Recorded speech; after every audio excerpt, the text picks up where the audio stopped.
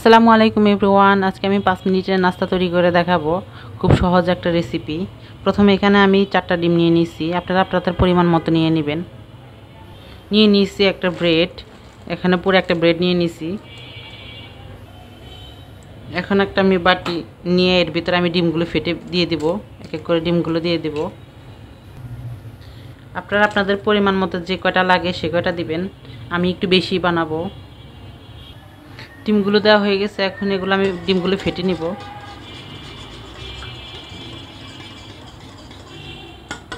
ভালো করে ফেটে নিচ্ছি।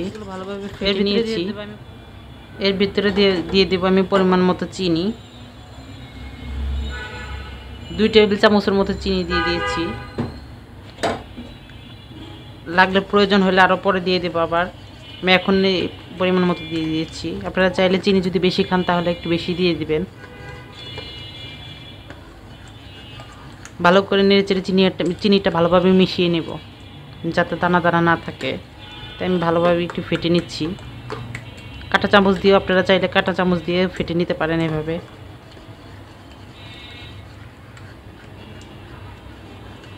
ভালোভাবে ফেটানো হয়ে গেলে চুলায় একটা প্যান বসিয়ে এর ভিতরে দিয়ে দিব আমি রান্নার তেল।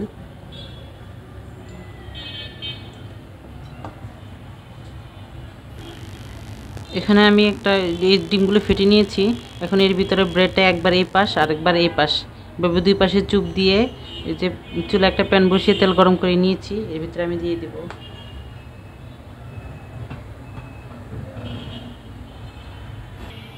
এক এক করে দিতেই থাকবো। চুলার আঁচ এই সময় মিডিয়াম আঁচে রাখতে হবে, তা না হলে পুড়ে যাবে। চুলার আঁচ মিডিয়ামে রেখে এখন এই পাশটা ভাজা হয়ে গেলে আমি আরেক পাশ উল্টিয়ে দিব।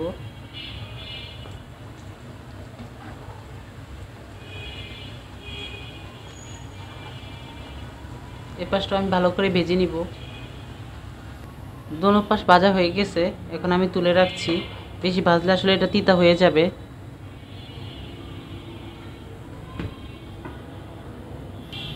সেম প্রসেসিংয়ে আমি আবার আরেকটা দিয়ে দিব।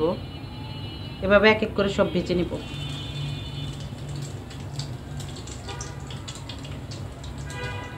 একটা চুপ দিলেই হবে, বেশি চুপ দেওয়া লাগবে না।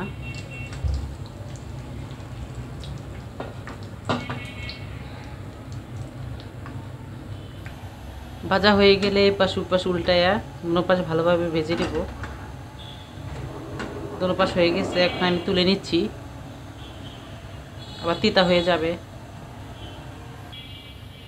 এভাবে আমি সবগুলো রুটি ভেজে নিয়েছি। অনেকগুলো রুটি ভাজা হয়ে গেছে। এভাবে শর্টকাটে আপনারা মেহমান আসলে এভাবে দিতে পারবেন। তারপর বাচ্চাদের টিফিনে এভাবে নাস্তা দিতে পারবেন। খুব সহজেই, খুব দ্রুতভাবে দেওয়া যায় নাস্তা। খুব সহজে আমার 5 মিনিট নাস্তা রেডি। দেখেন কত সুন্দর করে কালার আসছে। খুব সুন্দর কালার চলে আসছে। আজকের মতো বিদায় নিচ্ছি এখানে। আল্লাহ হাফেজ। দেখাবে নেক্সট ভিডিওতে।